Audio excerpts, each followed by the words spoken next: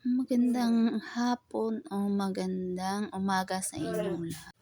Ang aking lulutuin ay hindi ko alam kung anong pansit yan. Basta naisip ko lang na lutuin yan at naggisa-gisa na ako. Kasi yung kakaiba lang sa pansit na niluto ko niyan ay giniling po yan yung hinahalo ko ngayon na ginigisa ko. Yan, giniling. Yan siya. Kasi gusto ko kakaibang kasi bigla kong naisip na gusto ko nagluto na ako ng pansit niya na kakaiba kasi naisipan ko lang siya bigla. At ayan, na gusto ko yung giniling na karne at toasted at yan. Kasi may hipon akong nabili nakaraan na malingki ako. Kaya ayan, hinalo ko din. Ang nilagay ko na pansit dyan, yung ba yan?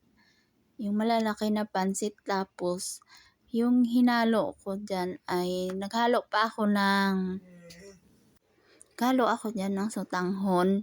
Bali isang piraso lang. Ayan, konti lang naman yung ginawa kong pansit kasi bagong gawa ko yan na hindi ko malaman kung okay ba sa panglasa namin. Yan, nilagyan ko na yan siya ng sabaw ng konti para maluto yung karne na giniling at kasi yung sabaw sisip-sipin din niya ng sotanghon at pansit. Oo, pansit ba yun na malalaki? Ano bang tawag dyan? Kaya ayan, nung naluto ko naman siya, ang sarap. Ang sarap sa panglasa. Kasi mas maano siya dahil nga may giniling siya na karne.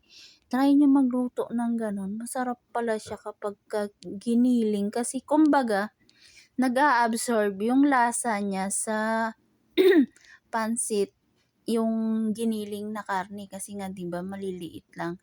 Di katulad nung malalaki na hiwa-hiwa ng karne na isasahog mo. Mas maganda pala kapag giniling kasi masarap siya at ayan, may gulay din akong hinalo kaya hindi ko malaman kung anong tawag yan, basta pansit na yan ang tawag dyan. Try nyo magluto ng ganyan. Lagyan nyo ng giniling yung pansit nyo. Ang sarap-sarap pala. Tapos, pag naluto na, pagkakain na kayo, pigaan nyo ng kalamansi. Talagang mapaparami kayo ng kain. Dalawang plato. Yan.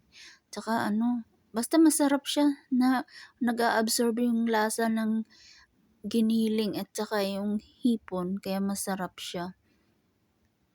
Tingnan mo, ang dami nang niluto ko niyan, pero halos isang kainan lang namin yan. Halos maubos agad-agad ng kain kasi nga masarap nga siya bago sa panglasa namin.